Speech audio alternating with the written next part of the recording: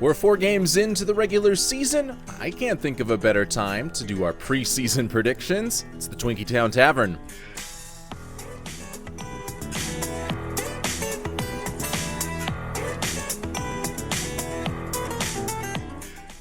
Hello and welcome to the Twinkie Town Tavern. This is a Minnesota Twins podcast. I'm your host, Josh Kolodziejski, and we were off yesterday, or the Minnesota Twins were off. We were not. We were here hard at work, making sure that we could get you all of our Twins-related content here on the Great Ducks Sports Network, but the Minnesota Twins baseball team was off on Tuesday. It is that kind of extra day that they give teams at the beginning of the season so that if their home opener is rained out, they don't have to do a doubleheader home opener on the very next day. It gives them a little bit of a buffer. So that is why the Minnesota Twins were off yesterday despite still being in the middle of a series with the Kansas City Royals.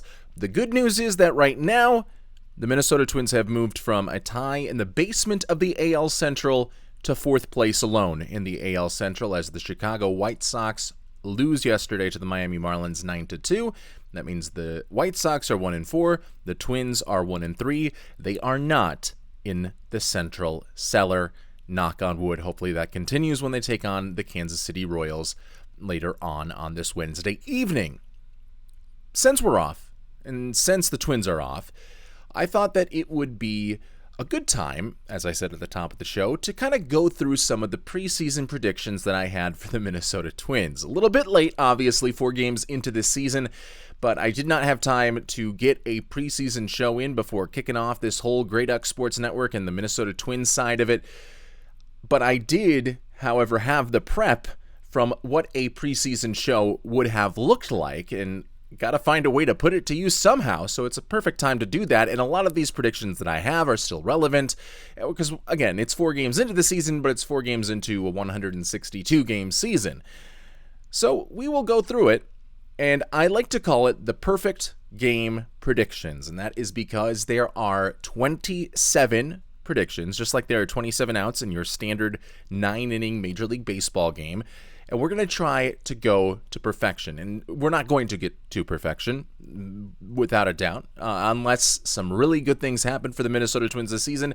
And if we do get to perfection, then it will truly be perfection. We can put it into the baseball encyclopedias next to the perfect games of old. The Don Larson perfect game. You can look at the Josh Kolodziejski Twinkie Town Tavern perfect game that was talked about here on this podcast on April 1st of 2026. So let's get into it. 27 predictions, 27 up, 27 down, and let's knock on wood and hope that we get all of these right. Number 1, and some of these will range from completely, not completely hyperbolic and out there, ones that probably don't have a major chance of happening but are still realistic, and some are going to be a little bit like, not like super, go to the bank with this. This is going to happen no matter what, but ones that I think that most of us would be pretty confident in saying has a high likelihood of happening. Maybe not a high likelihood, but like a 30%, 40% sort of likelihood. And the first one of these is Byron Buxton having a 30-30 season.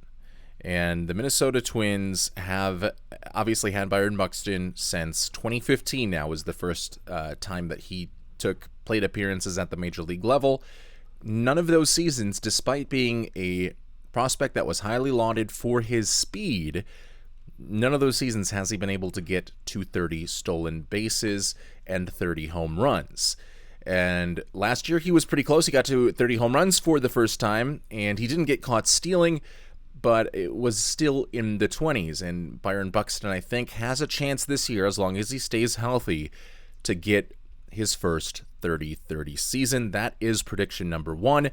Bookmark it down. Obviously, if that doesn't happen, then we're off to, instead of getting a 3-pitch strikeout on our first prediction of the game, it is a first-pitch single into left field, and now I'm already pitching out of the stretch. We'll see if that continues. Kind of going off of that in more in the negative fashion is that Byron Buxton will be caught stealing this year. And I don't have the numbers in front of me. I know last year he was perfect, and I know that he has one of the highest, if not the highest, stolen base percentage among baseball players of all time that have a certain amount of steal attempts. But he has not been thrown out on the base paths. He was thrown out twice in 2024, but he was not thrown out in 2023, was not thrown out in 2022, and then one time each in 2021 and 2020. He's a guy that has only been thrown out a grand total of 12 times throughout the course of his career. And if he's going to go for over 30 stolen bases for the first time, then he's going to perhaps get caught stealing. The closest he has gotten to 30 was 29 back in 2017, and he had one caught stealing there. So unfortunately, Byron Buxton at some point this season is going to be caught stealing. Thankfully, it didn't happen in the first 4 games of this season, or else that would kind of look like I'm cheating a little bit, but it didn't happen. He did get caught rounding second a little bit too far, though, in one of those games, but we can let that one slide.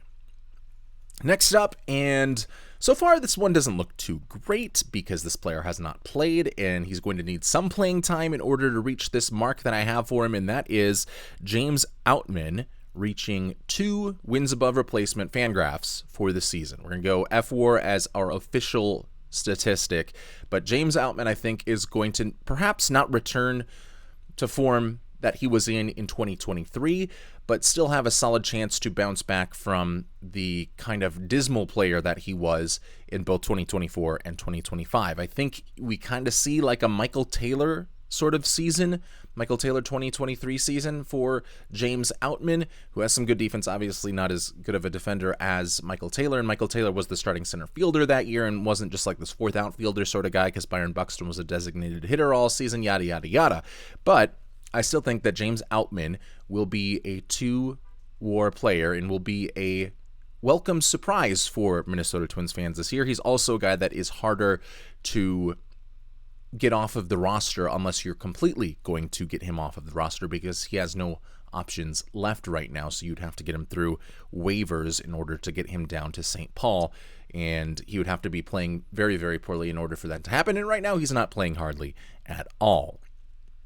Next up, Walker Jenkins. I think he's going to come up sooner rather than later. He's already back in St. Paul. He played 7 innings, I think it was on Sunday, so he's starting to work back into the Saints lineup after getting injured in spring training, and then I think pretty soon after that it will be up to the big leagues, whether that be for a guy like Trevor Larnach or even, hopefully not James Outman, because then that gets one prediction kind of out of the realm of possibility, but one of these left-handed hitting corner outfielders kind of gets removed from the equation and Walker Jenkins comes up. That's not the prediction. The prediction is that he hits above 300 or 300 or better with 20-plus home runs. So he's going to have to get up here pretty soon, or at least have a really good power surge in the middle of the season whenever it is that he does get up here. But bat 300, hit 20 home runs, Walker Jenkins, and really put the Twins in a good position moving forward into the 2027 season, knowing that they have a couple of good prospects that have already shown themselves to be capable at the major league level. Going on to the next one, this is kind of falling in line with that a little bit, or at least to a power surge. I think there's going to be 3 Twins players that hit 35 home runs or more this season.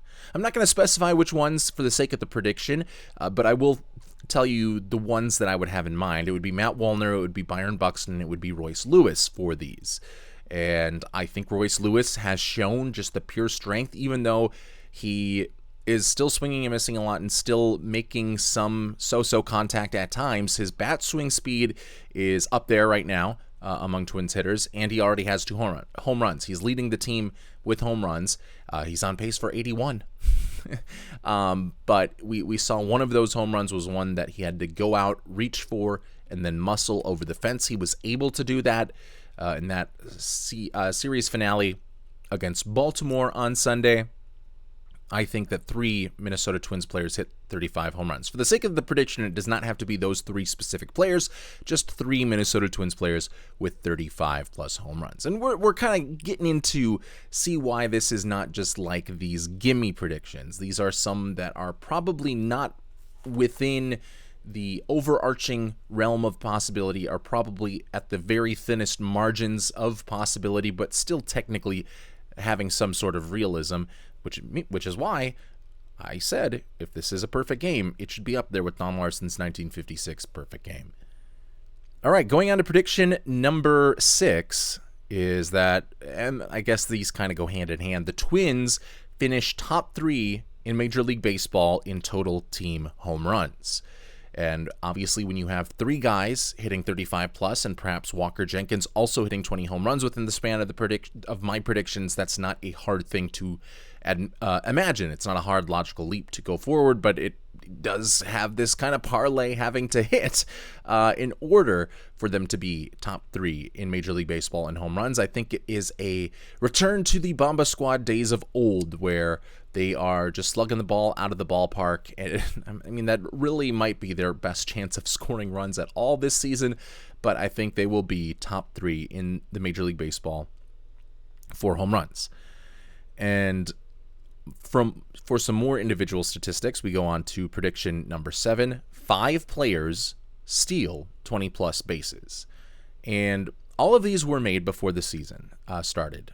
You can see, perhaps if you're watching on YouTube, there's some crumple to this prediction paper. It's not just, oh, he got this after seeing Walker Jenkins steal a base on day 1 of the season. It is, okay, there's at least like a week of wrinklage in this prep sheet. So, when I acknowledge the Twins' aggressiveness, I also am saying that I predicted it. This is not reacting to their aggressiveness on the base paths. I think they are going to have 5 players swipe 20-plus bags. Obviously, Byron Buxton would have to be one of them in order to fall in line with a 30 home runs, 30 stolen bases prediction as well. But yes, 5 players swiping 20-plus bags in a kind of power speed renaissance for this Minnesota Twins team. And going on to prediction number 8, hand in hand once more, the Minnesota Twins steal 150-plus bases this year. And that would be a significant improvement from really anything throughout the Rocco Baldelli era. I don't know if the Twins stole 150 bases combined during the Rocco Baldelli years. They did steal 116 or 114 bases last year. Whatever it was the league average amount. And most of those were coming after the trade deadline had passed because Minnesota didn't really have as much to play for. And if they wanted to score runs, they needed to be aggressive on the base paths. They were left with no other choice in reality. And I think that sort of aggressive mindset, as we have seen it already sort of continue, comes back into this season, and you have some guys with the speed to get the team over 150-plus stolen bases this year. Number 9 is that both SWR and Bailey Ober lose their jobs due to performance this year, lose their starting rotation jobs, whether that is being moved down into AAA, moving down into the bullpen. They are going to lose their jobs. They will not be the starting pitchers for Minnesota come September.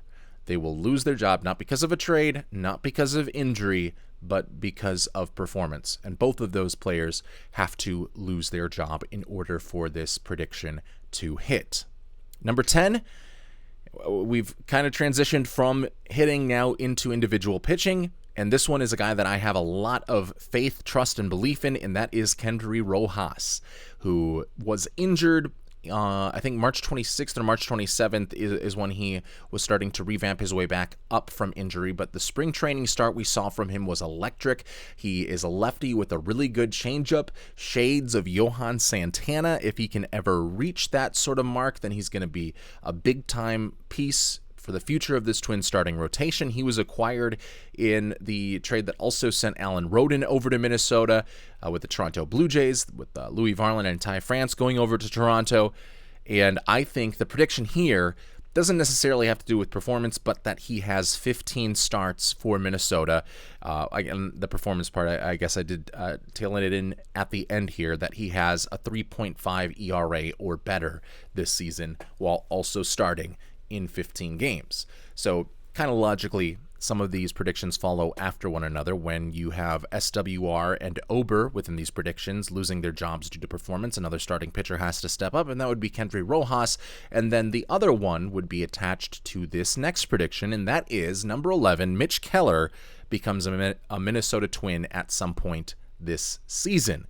And during our very first episode of the Twinkie Town Tavern, our one and only preseason spring training episode. It had happened just a couple of days after the Pablo Lopez torn UCL news hit the fan, and one of the guys that I thought that they could bring in to try and replace Pablo Lopez was a trade for Mitch Keller, a guy that was familiar with Derek Shelton, a guy that is from the upper Midwest area as well, might be more familiar with Minnesota. I think he's from Iowa, and might be comfortable coming to Minnesota.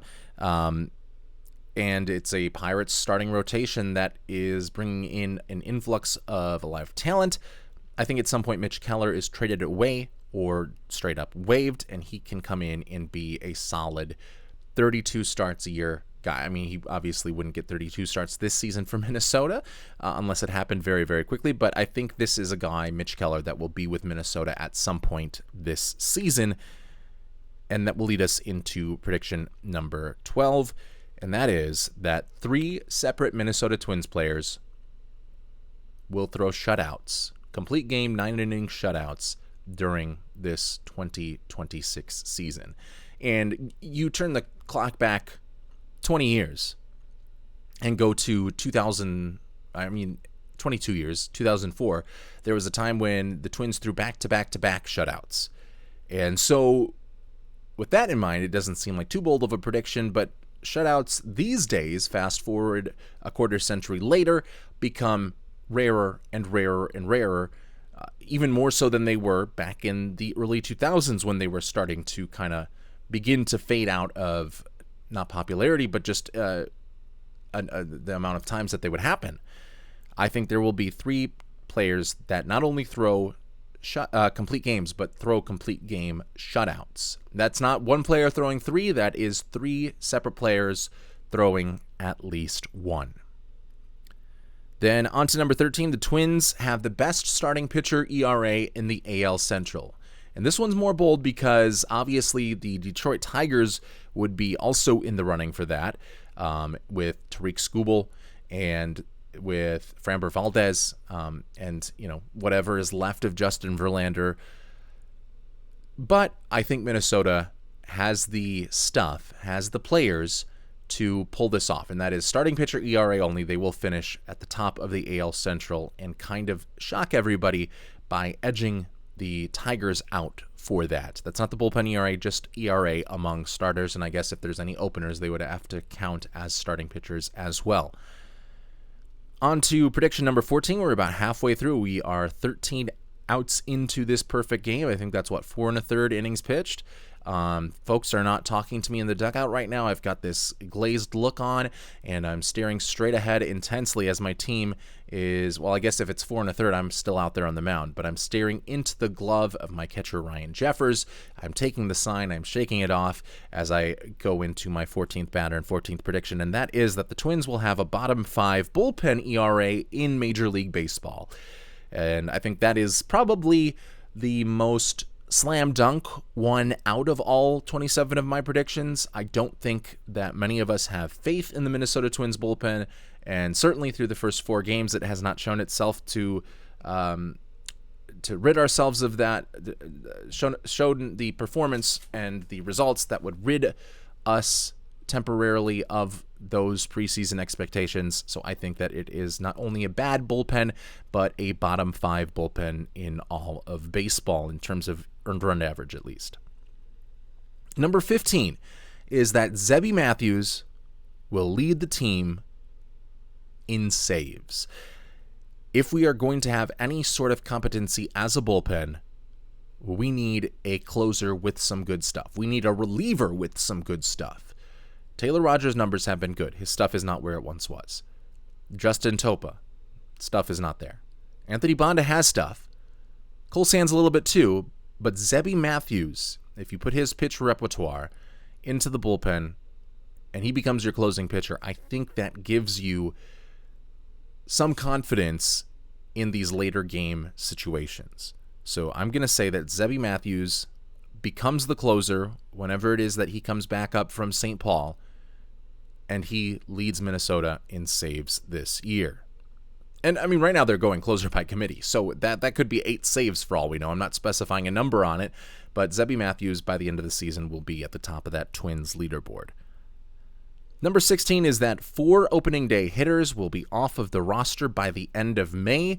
I am hoping that one is Trevor Larnach. I'm not sure that is going to be the case, but 4 guys that were on the opening day roster that are non-pitchers, that are hitters, will be off of the 40-man altogether. Not just demoted to St. Paul, but they will have been placed through waivers. They could be in St. Paul if they're not on the 40-man roster anymore, I guess, if they clear waivers. But they are not on the 40-man roster by the end of May. And obviously that would have to happen, or might have to happen, for some of these guys that we've already talked about to be called up and get some playing time.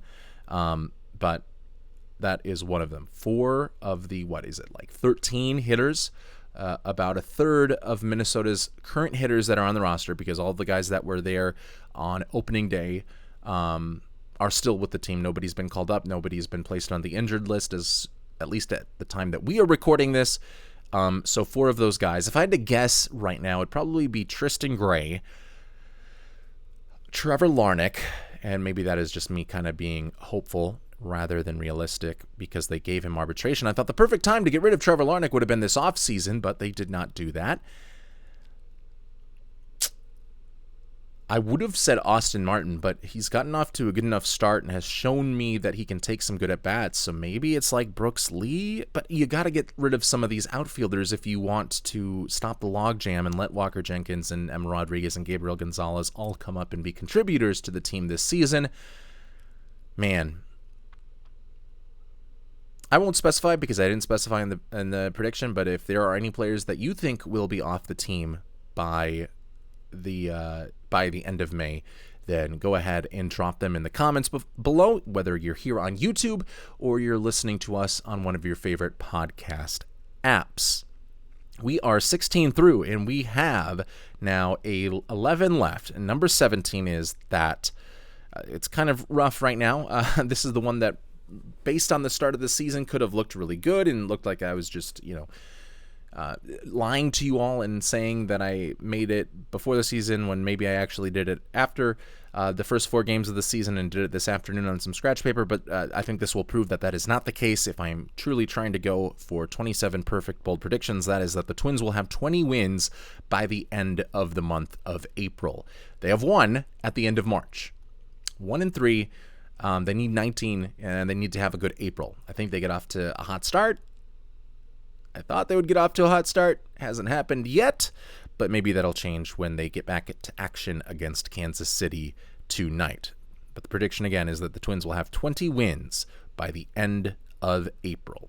Heading into May, they will be a 20-win team. Boy, that is... I'm starting to question my sanity and all of that, but hey, we are looking for a lot of optimism. There's only been some pessimistic ones. Let's give ourselves something to root for throughout the course of this Minnesota Twins season. You can root for one of these 27. I don't care how realistic or unrealistic 20 wins is. We can at least, 20 wins in a month is, but we can at least start to kind of hope for that and cheer on Josh's predictions, yeah? Number 18, the Twins have 3 All-Stars. This can be guys that are even selected after somebody drops off, like, Brandon Kinsler was during the 2017 season. I remember in 2017, coming off of that horrendous 2016 season where Minnesota went 59-103, there were not a lot of expectations for this team. Hector Santiago was our number 2 starting pitcher entering the season. Adalberto Mejia was going to be our number 5 guy. So it was kind of a lot like our hopes for, or lack thereof, our expectations for 2026 was 2017. And hey, in 2017, the Minnesota Twins had 3 guys make the All-Star game, and they also made the playoffs that year. So let's just hope that history repeats itself, at least in that sense, and not in the sense that we lose to the Yankees in the playoffs again. Going on to number 19 is that the Twins are buyers at the trade deadline.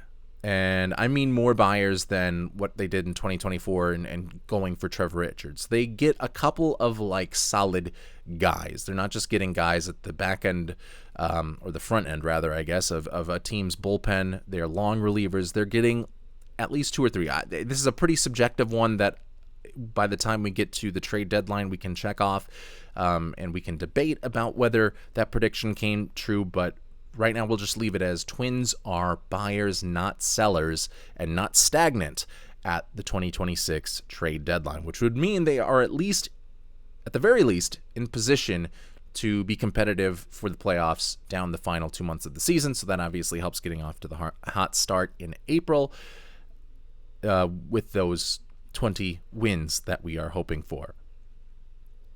Now, number 20, one player that was traded away at last year's trade deadline, not released, but traded away, will be back with the Twins on their active roster and will play in a game for the Twins this season. Probably not Louis Varland, but I could see Griffin Jax if Tampa Bay kind of fades out of the AL East pretty quickly, as they are predicted to do, but it's also Tampa Bay, so you never know. It could be like Brock Stewart. I mean, that would probably be one of the more easier ones with the injury. But one of those guys that was traded away in July of last year will be back with the Minnesota Twins at some point this season. Number 21, this is a kind of kooky, not kooky, but a specific one.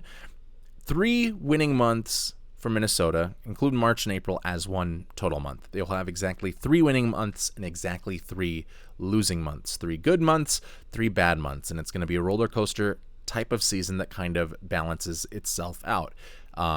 It could be like April, May, June, the 3 winning months, and then an epic collapse at the end, or maybe a good April. I mean, obviously April would have to be one to stay in line with the rest of these predictions, but maybe it's April winning month, and then May, June, July, everything goes kind of to hell, and then August, September is when those winning things happen, and they kind of make a run maybe for the playoffs, or it's just like 15 and 14 into 16 and 13 sort of months to just not fall all the way to the bottom of the standings. Anyway, 3 winning months and 3 losing months, with March and April counting as 1 month. Number 22, the Minnesota Twins will have a winning record against the New York Yankees this year. Let's go. I don't know when the last time the Twins had a winning record.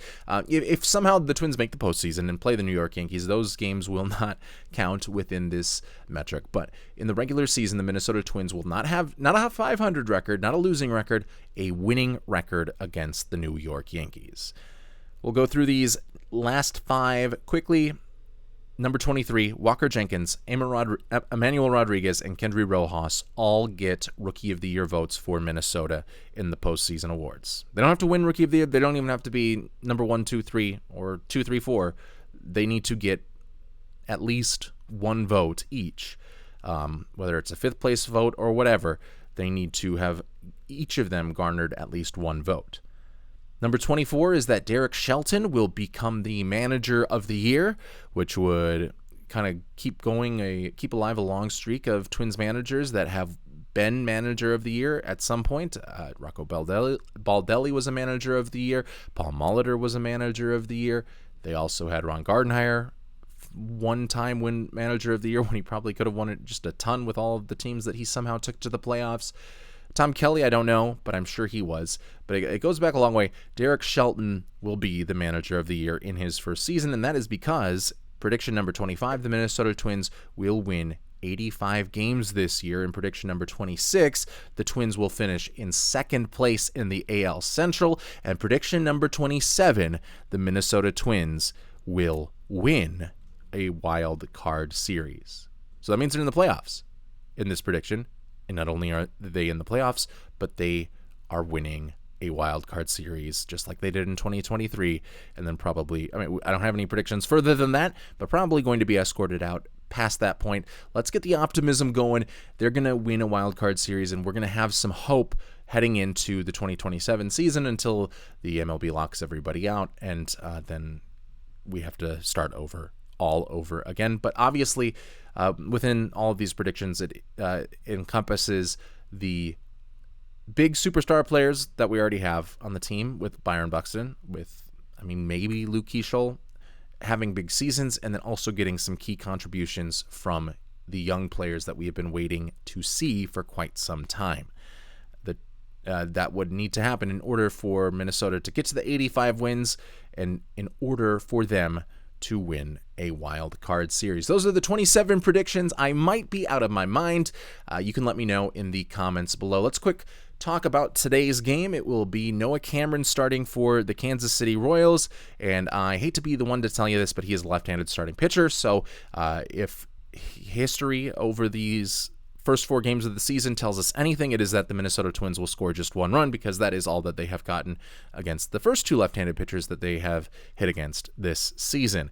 He had a 2.99 ERA last year. He's 26 years old. He has some decent stuff, doesn't give up a lot of hard contact, and does get some swing and misses despite not having like elite tier stuff or even top 2 or 3 tier stuff. But he had a strong rookie season, I think 9-7 with a 2.99 ERA, like I said, and has a low walk rate, mixes up his pitches well, and he will be tough for Minnesota's lineup that already has a tough time against left-handed pitchers to hit against tomorrow. The good news is the Twins are sending Joe Ryan to the mound, and Ryan is coming off a 1-hit performance.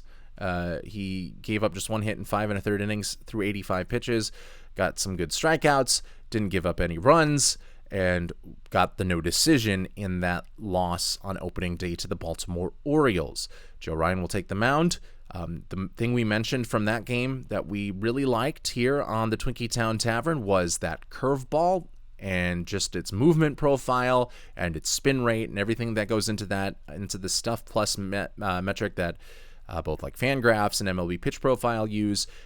Those are 2 great sites to kind of look at the sorts of pitches that different starting pitchers that perhaps you're not familiar with have throughout all of Major League Baseball. They both have different ways of getting to what their stuff numbers are, but they're all having to do with their velocity, their spin rate, and how they move and how far they move and when they move and where they're placed as well. It has to do with all of that. Joe Ryan's curveball was electric and had that high stuff rate. I don't know how sustainable that is, but we will see tomorrow when we get to see him twirl that curveball again, and then hopefully just stay with that really good fastball, pair it up nicely, and get the Minnesota Twins a win against a left-handed pitcher this year. That game starts off in the evening, and we will come back and recap it for you and have that up for you on Thursday morning so that you can listen to my analysis and we can see if the Twins are joining the White Sox in the AL Central cellar once again, or if things go a little bit differently for your Minnesota Twins and they at least get a game out of 500, a game away from being 500, which they were at one point this season. Thanks for tuning in. It's been the Twinkie Town Tavern. Thanks for stopping by. This is a Minnesota Twins podcast. I'm Josh Kolodziejski, signing off.